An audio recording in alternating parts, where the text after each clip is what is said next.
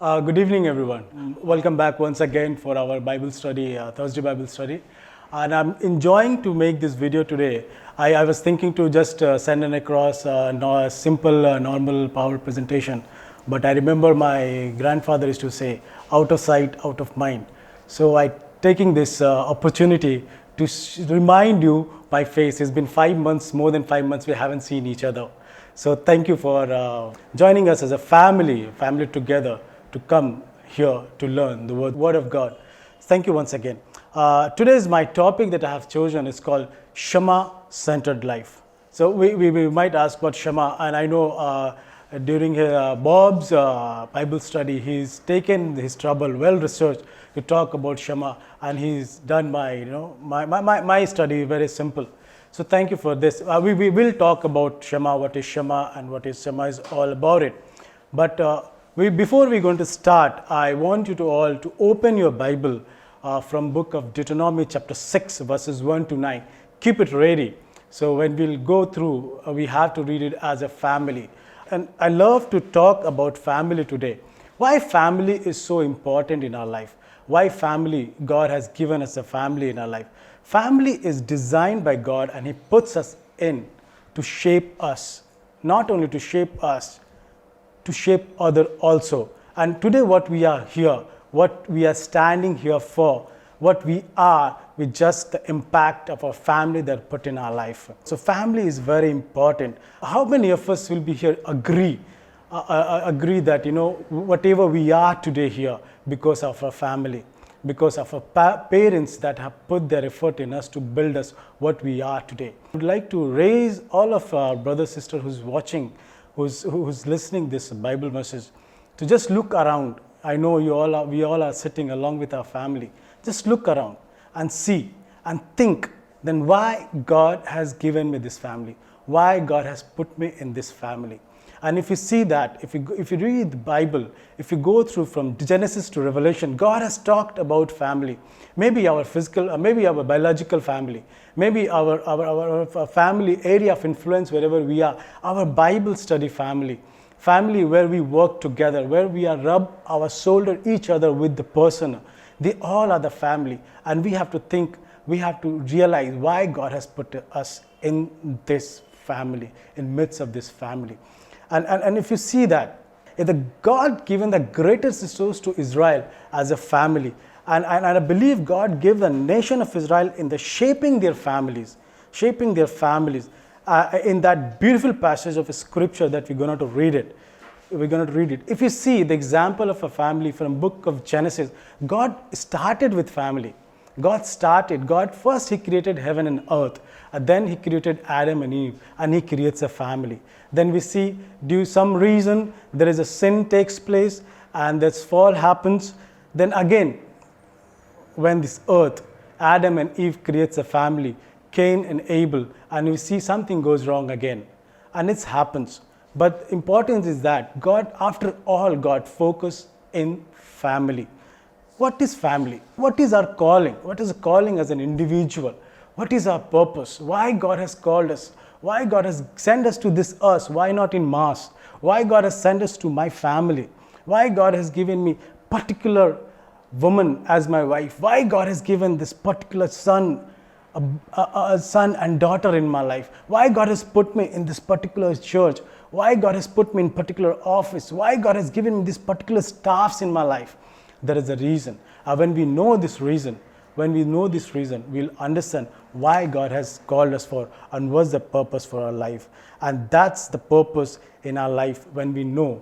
And that's Shema. This talks about the one in one word, the purpose of our life. And it says, when we read the word of God today from the book of Deuteronomy, it says, to love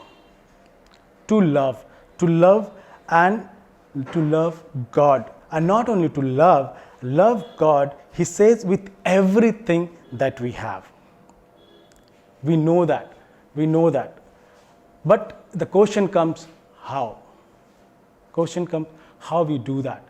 So we'll read now the passage. I'm going to read, and you all can read with me from the book of Deuteronomy chapter 6 verse 1 to 9. It says, these are the command, decrees and law the Lord your God directed me to teach you to observe in the land that you are crossing the Jordan to possess.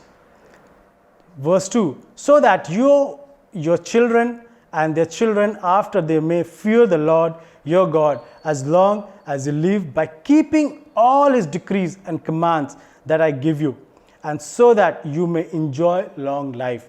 Verse 3 says, hear Israel, and be careful to obey, so that it may go well with you, and that you may increase greatly in a land flowing with milk and honey, just as the Lord, the God of your ancestor, promised you. Verse 4, hear, O Israel, the Lord your God, the Lord is one. Love the Lord your God with all your heart, with all your soul, and with all your strength. This commandment that I give you today are to be on your hearts. Impress them on your children.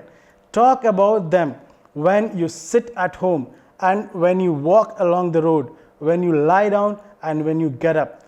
Tie them as symbol on your hands and bind them on your forehead. Write them on your door frames of your house and on your gates.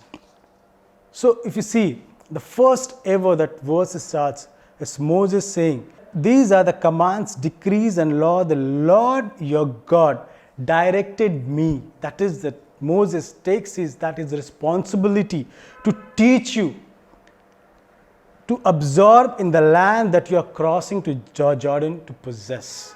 So here, God is calling for Moses not to only lead them out of Egypt, to also the main purpose, not only leading, showing the God's grace in their life, showing God's hand in their life. And that Moses takes a challenge. He said, God given me that responsibility, and I do it, and I do it, and I do it.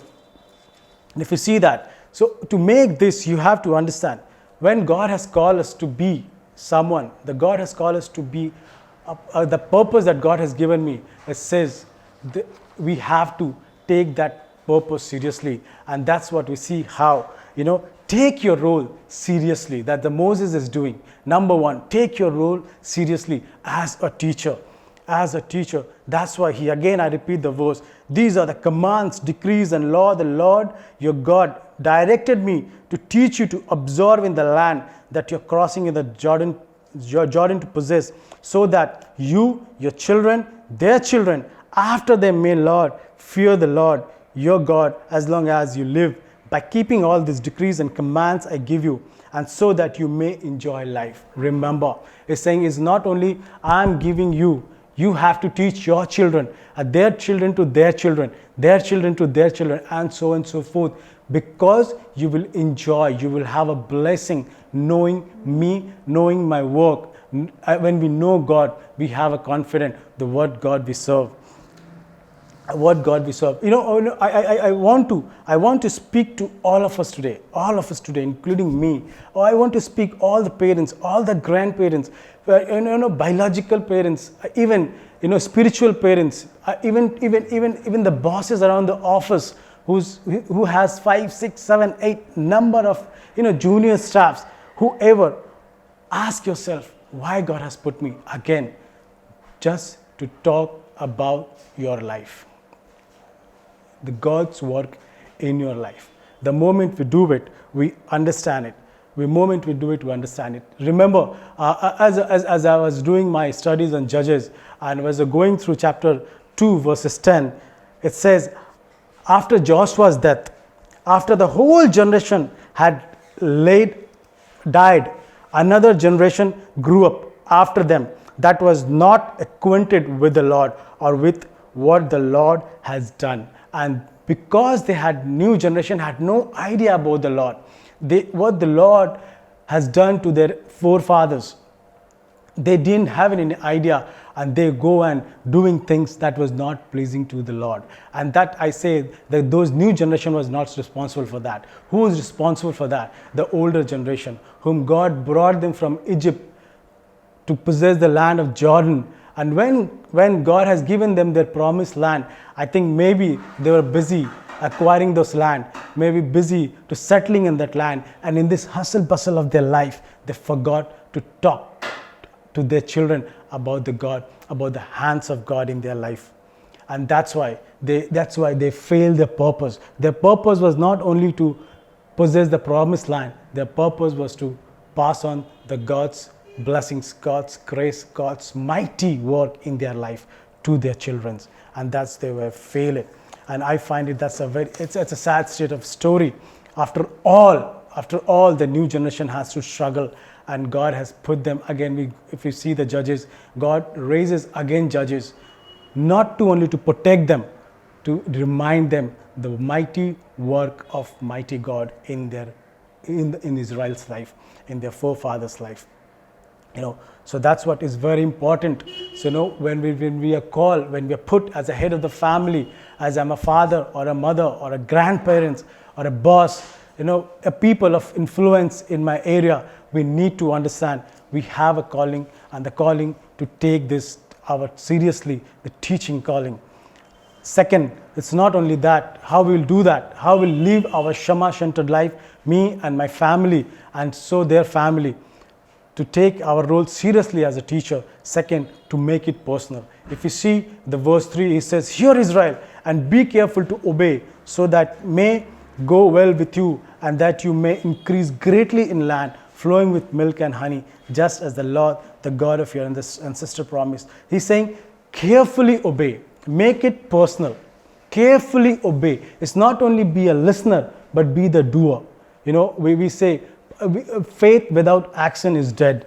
And only we learn. If you don't put in a practice, it's make no sense. That's what saying, you know the word of God. Now you make it personally. Live out your life. Make it personally. If you read further, if you see the message as a different personal dynamic in this, in the Deuteronomy chapter 6, 20, 23, it talks about when your son asks in time, if you come in time in the problem, they come, what is the big deal about following this God? There you have a chance. There you have a chance to talk to your children. And they will only ask you when will they see you, the passion for the word of God, passion for God, the love for your God.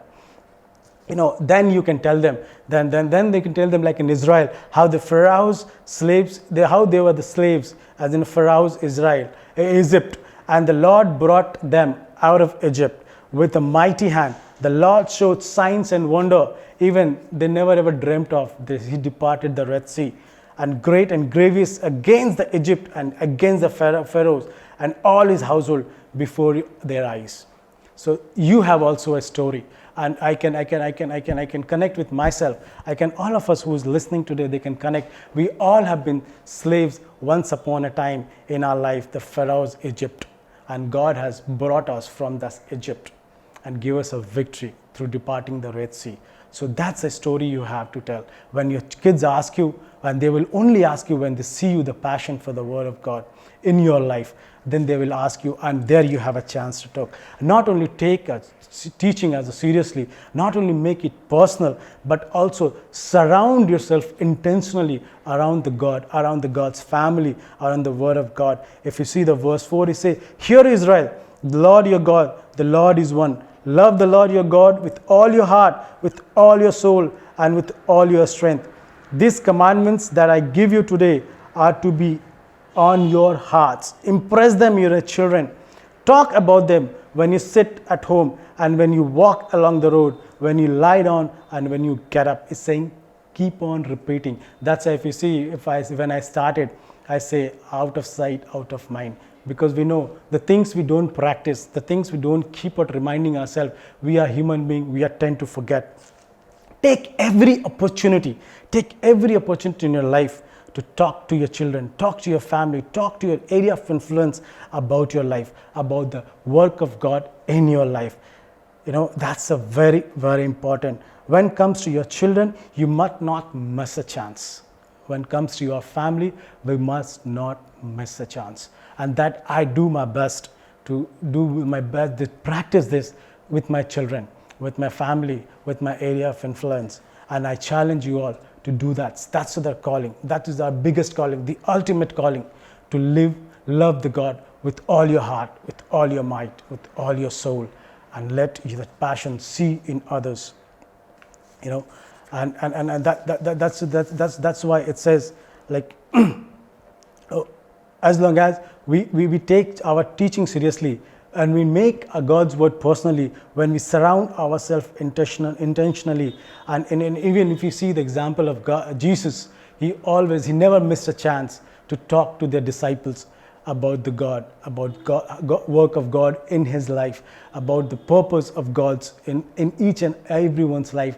Even in the Last Supper, when he was talking with his disciples, he's talking about his end. He's talking about the fulfillment of God's purpose for his life on this earth. So we have to be in that way. We have to be passionate about it. We have to live along with the word of God, so people can see that what we have to do and why we are so different, why we have so difference from that. And not only that, we have to take our teaching seriously.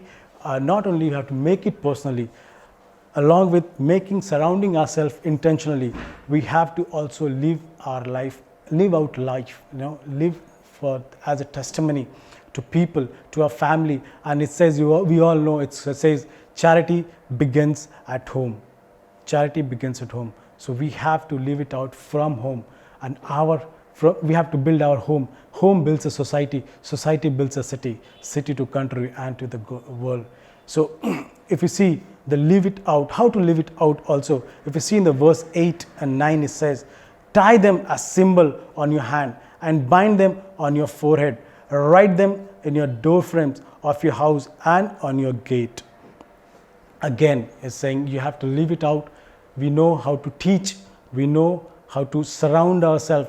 You know how to be intentionally to show people the God's work in our life. And also we have to keep on reminding ourselves also that who we are and what's God done in our life. So that's what, if you see in the Israelite Jews, they has to tie the Shema, the prayer of Shema. A Shema, prayer of Shema is, hear Israel, the Lord your God, the Lord is one. Love the Lord your God with all your heart, with all your soul, and with all your strength. This commandment that I give you today are to be on your hearts. So that's the prayer. The Jews is to pray morning, is to pray afternoon, they is to pray before they go to bed. And they have to keep it as a reminder also. They have to make a small boxes, golden and silver box, and they to tie on their forehead, on their wrist, different places, just to keep a reminding, And best way to learn is to teach. And what we teach, what we preach, we must practice in our life. We have to show the passion, word of God. We have to show a passion about God in our life to others. That's why people will have a confidence in God. We can see also example of Jesus Christ. When he started doing this, he spent most of the time with his disciples, teaching, telling them about God, telling the purpose of their life, telling about their calling. And so we have to do that in that way. If we want to teach them, you have to live it out. So when we have to live a Shema Center life, you have to take our calling seriously, a calling to be a teacher, and not only to teach, but make it God's word personally. Not only to make it personally, also surround ourselves intentionally. And not only that, we have to live it out. I always, my one concern for all of us, for myself, when tomorrow when I stand in front of God, I don't want God to ask me, I gave you your wife, I gave you your children, why they are not with you here standing. I give you so and so person in your life, why not they're standing here with you for me? That's the question that scares me every time. And don't forget that whatever we are, the investment of our family, it may be a negative, it may be a positive, but whatever we are today, if today I'm standing here because of my family put in that, my spiritual, my biological parents who doesn't know God, but they put this value in my life. My spiritual parents, my believer family who put the value of God in my life. So that's what I'm standing here. That's what we are all standing where we are, because somehow our family put an impact in us. I will end up with this story of a David Kraft. I don't know, David Kraft is not such a renowned person. I know that's a story, it's a real life story. David Kraft was a great athlete, and he was 6'2 feet, 6.2 feet height and 200 pounds weight, and he was a great athlete. During his life, he joins a Denver seminary. He served with the organization called Fellowship of Christian Athletes. At the age of 32, he was diagnosed with a rare form of cancer that the doctor told him was eventually going to take his life. Over a course of next few months, his health slowly deteriorated. He went from 6 to 200 to 6 to 80 pounds. And one day his dad came to visit him in his hospital. And as they hugged each other, they thought maybe for the last time David grabbed his dad face to face and listened to this word. He said to him, he says, "Dad, thank you for building the kind of character into my life that it can enable me to face even a moment like this." So where did that fortitude, perseverance came from him? It came from his home. It came from his father that keep on sowing the seed of God in his life. Let us be the same father. Let us be the same child of God to sow the seed in each and one every's life. That's what I'm challenging you all, and including myself. And I pray for each other that God has the purpose that He called us. He will give us the strength to fulfill in our life. Thank you once again to giving your time and listening to this. Thank you.